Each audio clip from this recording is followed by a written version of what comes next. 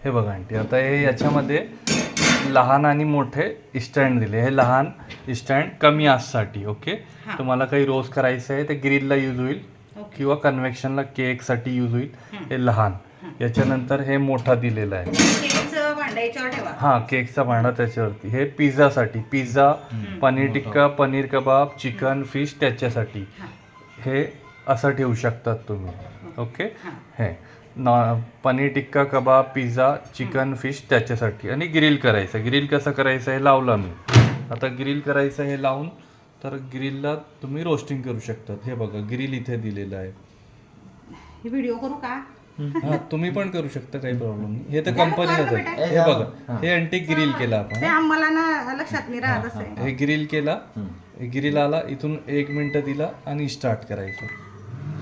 हे असा यूज होईल. हे स्टॉपचं बटन हे साईडला दिलेलं आहे.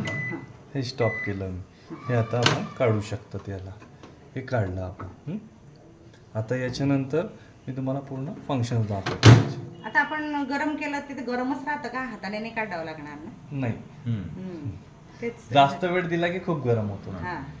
हे बघा आंटी, याच्यामध्ये एअर फ्राय दिलेला आहे. एअर फ्राय म्हणजे तुम्ही याच्यामध्ये नानखटाई, बिस्किट, बट्टी, pizza base, cookies, cake warming एअरला फ्राय करू शकतात. ते कसं करणार? एअर फ्रायला गेले तुम्ही, AF1 म्हणजे एअर फ्राय. हे इथे एअर फ्रायचा कोड नंबर दिलेला आहे. हा. एअर फ्रायचा कोड नंबर दिलेला आहे.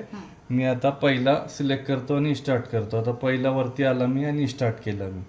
एअर फ्राय 2 मिनिटाला माझा पापड विदाऊट ऑइल एअर फ्रायने फ्राय होऊन जाईल. ओके, हे स्टॉप केलं मी. आणि हा ग्रिल म्हणजे भाजणे. हे पहिला ग्रिल म्हणजे भाजणे. ग्रिल सिलेक्ट केला, इथून वेळ दिला 10 मिनिट, 1 मिनिट 10 सेकंड आणि स्टार्ट केला. ओके, हा स्टॉपचा बटन आहे. हा कन्व्हेक्शन, ग्रिल प्लस कन्व्हेक्शन पण दिलेलं आहे. यालाच प्रेस केला मी के ग्रिल, दुसऱ्यांदा सिलेक्ट केला की कन्व्हेक्शन येतो. कन्व्हेक्शनला मला नानखटाई, बिस्किट, बाटी, पिझ्झा बेस, कुकीज, केक करू शकतात मी.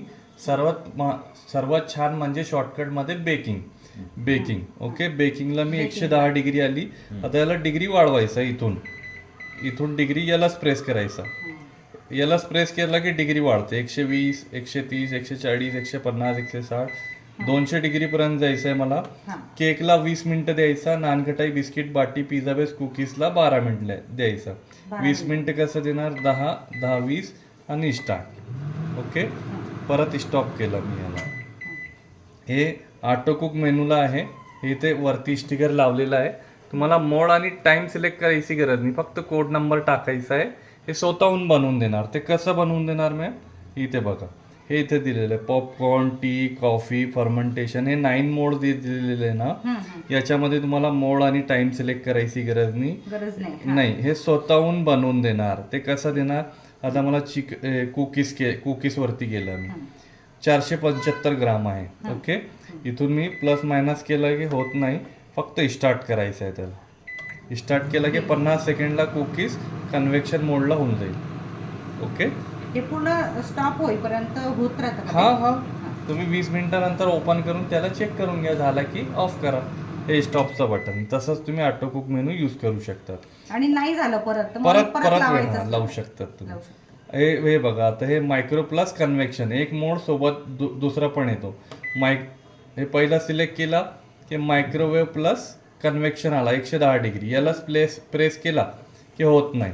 इथून प्रेस केला की इथून पण होत नाही, डिग्री कमी जास्त नाही. फक्त याला स्टार्ट करायचं आहे. मग स्टार्ट होत नाही तो. मग मला याला मायक्रोसोबत कन्व्हेक्शन घ्यायचं आहे की ग्रिल ते सिलेक्ट करायचं. हे बघा, डिग्री इथून वाढवायची आणि मग याला वेळ द्यायचा 1 मिनिट आणि स्टार्ट करायचा आहे. असं तुम्ही कॉम्बो यूज करू शकता. कॉम्बो म्हणतात त्याला. हा स्टॉपचं बटन आहे. एअर फ्रायचा मी तुम्हाला दाखवला. एअर फ्राय सिलेक्ट केला की AF मध्ये जितके फंक्शन्स आहेत तुम्ही ते ऑटो कुक मेनूमध्ये बनवू शकता. आणि हे मायक्रो आहे. मायक्रो म्हणजे बेकिंग प्लस कुकिंग. याला सिलेक्ट केला. मायक्रो म्हणजे बेकिंग प्लस कुकिंग. याच्यामध्ये तुम्ही टपरवेअर, बोरोसिल, प्लास्टिक, फायबर, लाकूड, मातीचे पॉट यूज करणार.